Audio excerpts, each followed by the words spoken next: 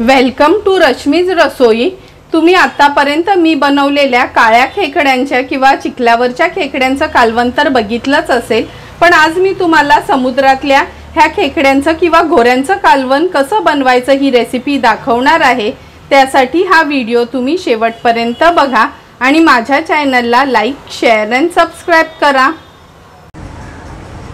समुद्रातल्या खेकड्यांचं किंवा आमच्या कोळी भाषेत बोलायचं झालं तर ह्याला आम्ही घोऱ्या असं म्हणतो। तुमच्याकडे ह्याला काय म्हणतात ते पण मला तुम्ही कमेंट करून सांगा। अशा ह्या 4 घोऱ्या किंवा हे 4 समुद्रातले खेकडे आपण घेतले आहेत। नंतर तेल घेणार आहोत 3 टेबलस्पून। एक मोठा कांदा बारीक चिरून घेतलाय। लसणाच्या 7 ते 8 पाकळ्या चेचून घेतल्यात। 1 चमचा हळद, 2 मोठे चमचे घरचा हा आगरी कोळी मसाला, चवीप्रमाणे मीठ। नंतर ह्या खेकड्याच्या कालवणासाठी सुकं खोबरं खिसून भाजून घेतले। एक कांदा देखील आपण गॅसवरच भाजून घेतलाय। आल्याचा हा मोठासा तुकडा, 7 ते 8 लसणाच्या पाकळ्या, ह्याचं आपण वाटण तयार करून घेणार आहोत आणि गार्निशिंगसाठी कोथिंबीर यूज करणार आहोत। सर्वात आधी ह्या घोऱ्या साफ कशा करायच्या हे मी तुम्हाला सांगते। ह्या मी नळाखाली स्वच्छ धुवून घेतल्यात। हा बघा, हा जो वरचा भाग आहे ना, हा असा हातानेच काढून घ्यायचा आहे। काही जण पूर्ण हा कवच वरचा काढून घेतात, पण आम्ही आगरी किंवा कोळी लोक आहोत। हे बघा, ह्याचे असे ना 2 भाग करून घेतो। आणि ह्या घोऱ्यांचं किंवा ह्या खेकड्यांचं एक वैशिष्ट्य काय आहे का, ह्या जरी भरलेल्या निघाल्या नाही ना, म्हणजे अंड नसेल ह्याच्यात, तरी पण ना ह्याच्या आतमध्ये बऱ्यापैकी बाव असतो, म्हणजे ह्याचा रस खूप छान होतो आहे। बघा, आता ह्याच्यात थोडंसं अंड आहे, दिसू शकते तुम्हाला, फक्त काय ऑरेंज कलर आलाय नाही त्याला अजून। हे पाय आहेत ना ते पूर्ण नाही काढायचे आहेत, फक्त ह्याचा नख आहेत ना ही आपण तोडून घ्यायचे आहेत। आणि अशा पद्धतीने हे आपल्याला घोऱ्या साफ करायच्या आहेत। पण इथे ना एक ना रेतीची अशी पिशवी असते, ही बघा, अशी ही पिशवी आपण काढून घेणार आहोत। अशाच पद्धतीने सर्व ह्या घोऱ्या साफ करून घेते। आणि ह्याचे हे जे मोठे नांगे आहेत ना, हे जर तुम्हाला काढून घ्यायचे असतील तर तुम्ही घेऊ शकता सेपरेट, पण आम्ही नॉर्मली हे असेच ठेवतो म्हणून मी हा असाच ठेवला आहे। आता ह्या सर्व घोऱ्या मी साफ करून घेते, फक्त ही पिशवी काढायला विसरू नका तुम्ही। या सर्व घोऱ्या आपण हे बघा कापून घेतल्यात आणि सर्व भरलेल्याच निघाल्यात। एकदम ऑरेंज अंड नाही, पण ह्याच्यात हे बघा पांढरसं अंड आहे आणि सर्व भरूनच हे बघा। आता ह्या बाजूला ठेवते आणि हे वाटण जे आपण घेतले हे वाटण वाटून घेऊया। एका बाजूला पातेलं देखील गरम करून घेणार आहे। वाटण पण आपण हे बघा वाटून घेतले। एकदम खूप बारीक नाही वाटायचं, कधी चिंबोऱ्यांना थोडं जाडसरच वाटण वाटून घ्यायचंय।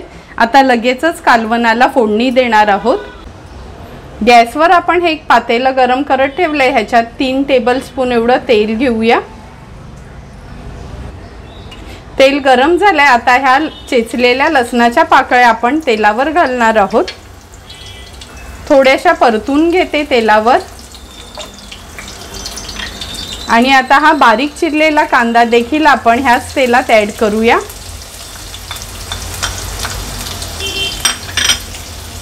कांदा छान मऊ होईपर्यंत शिजवून घ्यायचा आहे आपल्याला।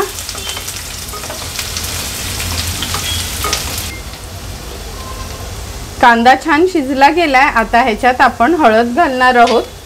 नंतर हा घरचाच आगरी कोळी मसाला आहे। ह्या मसाल्यात आमच्या भरपूर प्रमाणात गरम मसाले असतात, त्यामुळे मी एक्स्ट्राचा गरम मसाला यूज नाही करत। हा मसाला नसेल तर तुम्ही ह्याच्यात 1.5 चमचा लाल मिरची पावडर आणि अर्धा चमचा गरम मसाला यूज करू शकता। हळद आणि मसाला तेलावर छान परतून घ्यायचा आहे। मसाला तेलावर परतून झाला का लगेचच आपण ह्याच्यात सुकं खोबऱ्याचं वाटण घालणार आहोत।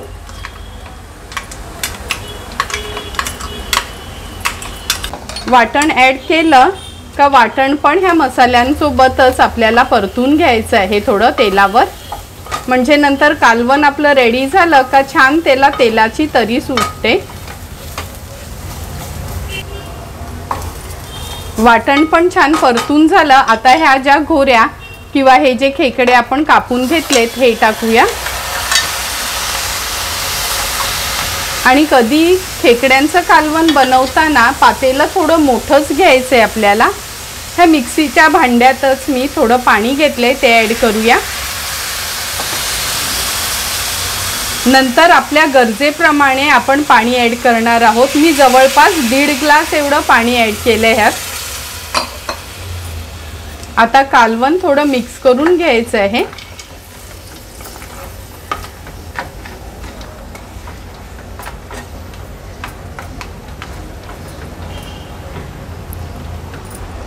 कालवण व्यवस्थित मिक्स करून झालं। आता चवीप्रमाणे मीठ ॲड करणार आहोत। थोडंसं मीठ मी त्याला स्प्रेड करून घेते आणि मी हे एकदमच पातळसं असं कालवण नाही करणार, कारण का खेकड्यांचं कालवण म्हटलं का थोडंसं ग्रेव्हीवालं असलं का ते छान लागतं, चमचमीत एकदम। आता झाकण देऊन 10 ते 12 मिनिटं आपल्याला हे शिजवून घ्यायचे। फक्त उकळी येईपर्यंत गॅसची फ्लेम आपण हाय ठेवणार आहोत आणि नंतर मी दाखवतेच तुम्हाला। अगदी 2च मिनिटं झाले, झाकण काढून बघूया। हे बघा, कालवणाला छान उकळी आली आपल्या। आता मी ह्याच्यावर पुन्हा झाकण देते आणि 10 ते 12 मिनिटांसाठी लो टू मीडियम फ्लेमवर हे खेकडे आपल्याला शिजवून घ्यायचे आहेत। 10 ते 12 मिनिटं झाली आहेत, आपण झाकण काढून बघूया।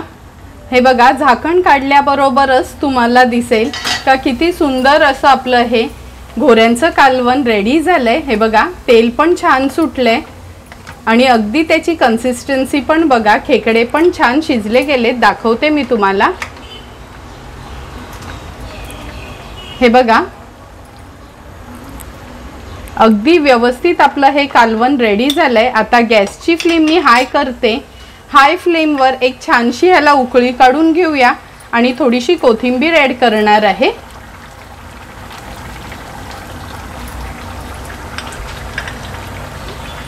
कालवणाला पण छान उकळी आली आहे।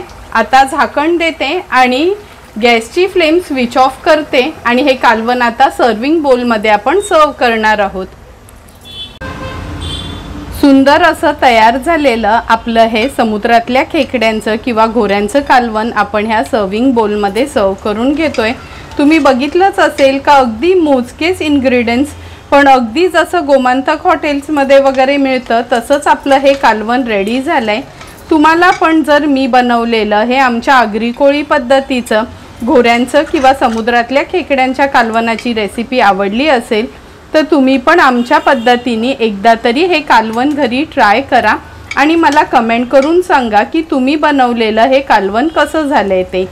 तुम्हाला जर मी बनवलेलं ह्या घोऱ्यांच्या कालवणाचा व्हिडिओ आवडला असेल तर नक्की माझ्या चॅनलला तुम्ही लाईक, शेअर अँड सबस्क्राईब करा।